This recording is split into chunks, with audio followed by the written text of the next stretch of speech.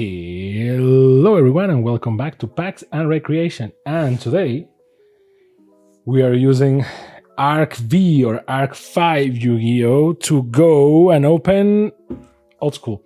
So, Legendary Collection 25th Anniversary Edition again. And why?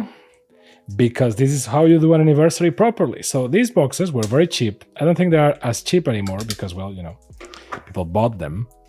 So they became more expensive because of that. But instead of doing an anniversary product that is super, very expensive and is full of proxies that you can't use for play, you just, you know, go into contact. You go and contact your people. Because it gets Treasures of the Pharaoh return for the 25th anniversary, and you get one booster pack from each of the first 6 legendary expansions, and then all the gods, because whatever, you can play with them, so F it, it's just cardboard, and then the 3 most famous monsters, and then one of those 6 cards as a 7th card in the new quarter of the century secret rare technology. And everything in this nice little box. So, as you can see, it's 8 more box than anything else. So, Obelisk the Tormentor in blue. The cards are already bent because why not? And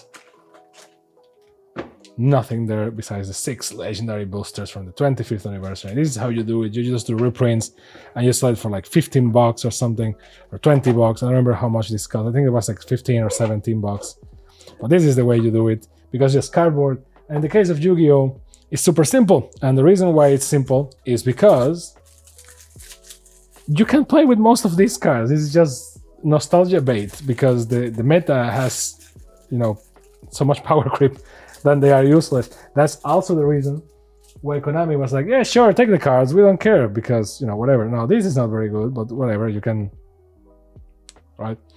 It doesn't really work though, so whatever. I just saw it, it was close. So always the Tormentor, Cypher the Sky Dragon, and the Winged Dragon of Ra, and then the boys, the Blue Eyes White Dragon. Blue Eyes White Dragon. Gonna love it. The Dark Magician, camera malfunction, but the good thing is that nothing of value was lost. So always the Tormentor, Cypher the Sky Dragon, the Winged Dragon of Ra, Blue Eyes White Dragon, Dark Magician, and the Red Eyes Black Dragon. I love that dude. And the Red Eyes Black Dragon in quarter of a century. Legendary foil style special edition Turbo HD. You can't really read that thing or even see the card in the right light. So it's kind of crazy, but you can see that ghost print in there, 25th anniversary. And that's all that matters, because we are here for the nostalgia, baby. So there is that. And now the 6 boosters in order. And my favorite is Pharaoh's Servant. So let's go. Legend of Blue Eyes White Dragon. I tried to ninja it, couldn't. Basic Insect, love it. Dark Gray, I remember, I summoned this thing so much in the PlayStation 1 game. King Fog, there is a charm to old Yu-Gi-Oh, man. One-Eyed Shield Dragon, oh man. Giant Soldier of Stone. See, this is where like putting stuff in defense position was useful. Enchanting Mermaid, like no effects. See, all normal monsters, just a game of power. Hard Armor, which I understand that it makes the game simpler and just like boring, so not defending it. Remove Trap, and Kumo Toko. All summonable monsters for, you know, the right price. Actually, I'm going to do it like per booster. Metal Raiders. I remember when this came out, man, it was so prohibitive to buy these when I was a kid, for me at least. Leo Gun, oh man, I remember like this is only good like in the Game Boy Advance games and the PlayStation 1 games, because it's like, come on, one sacrifice for 1750 power is like, what is this? Right? Like, come on. Bikuri box, which is Crass Crown and Dream Clown. It's like, what? You need to fuse those 2 things and get these. Like, what the hell? Not even. Hyosube, and this was okay. I remember using this in the PlayStation 1 game. Petite Moth, Princess of Tsurugi, and this was like, oh, this has an effect. That is 900, 700, and it says flip. Inflict 500 points of damage to your opponent's life point for each spell and top card your opponent's side of the field. This is like, whoa, broken. Black Skull Dragon. Ooh, look at this. Let's go. And it's the reprint version because it says this card is always treated as an Archfiend card, just in case you forgot about that. This is a Redcon, Summon Skull and Red Eyes Black Dragon. Epic. Now we just need a Summon Skull to summon it because we have the Red Eyes Black Dragon. Killer Needle. Also remember this. Skull Knight. So I think I summoned this like once. Always in digital. Always in digital. And Crash Clown. Hey, see, we have one of the cards to the fusion. Not bad. Spell Ruler. I remember seeing Spell Ruler boosters, and they always put like Relinquish in the back, and I was like, F that. I don't care. And mind you, green is like my color, but still like Eternal Rest. And here's where like it will be like, you can tell the evolution of Yu-Gi-Oh! There's actually a super good video about the first generations of Yu-Gi-Oh! I can't remember the name, but I will try to put the link in the description if I find it. It's like super good because it shows how the game evolved or devolved. I think it's evolved like into things and specific metas, and you can tell by the effects and the quantity of effect monsters and the quantity of right, and like defense. Like a monster will be more expensive if it had like the same attack and defense. Like if it mattered, like if you actually attacked and defend in the same position instead of like switching it. Fairy's Hand Mirror, Horn of the Unicorn, look at that. Ooh, Serpent Night Dragon. Remember this was Rex card in the anime. I was like, ooh, Serpent Night Dragon. It's like, it's kind of meh, man. Like, you treat this like it's a super duper card. It's like kind of meh, but yeah, in the Duelist Island, you can just summon it. So I guess that makes it okay. Liquid Beast, High Tide Gyojin, which is actually very good for, you know, the Game Boy Advance games and stuff because it's like no summons, 1650. Gaia Power.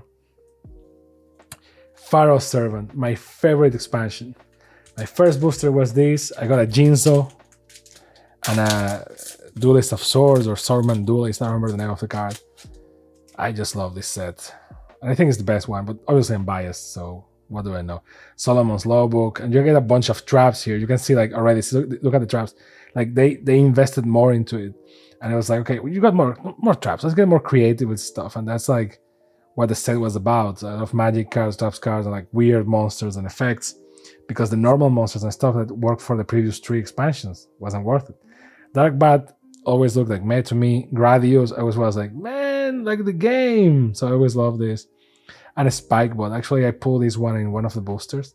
And I always thought it was kind of shit. Because again, 5 stars, 1,800. 170. Again, this is like in that time they will be like, yeah, it makes sense because it's the same attack and defense. Like, are you that scared of Sword and Shield for them to switch your attack and defense? Like, it's worthless. And this booster was kind of bad, by the way. Dark Crisis and Invasion of Chaos, they didn't follow that much. But you know that they try to pull it like, oh, close to the anime. This is like Exodia Necros. 1,000 Needles.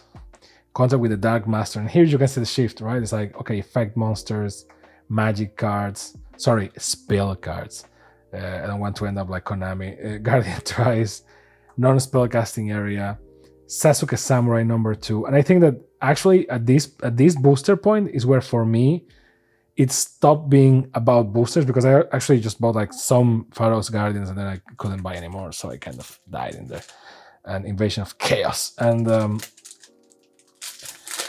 I just bought like, you know, starter decks and I played for cards. Back in the day, we played for cards, and sometimes it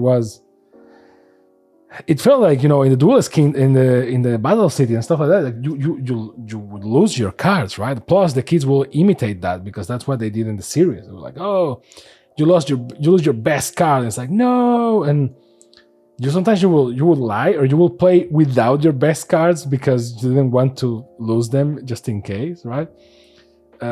It was crazy back then, and if you didn't live in an English-speaking country, man, you had to agree on the effect of the cards if you were a kid.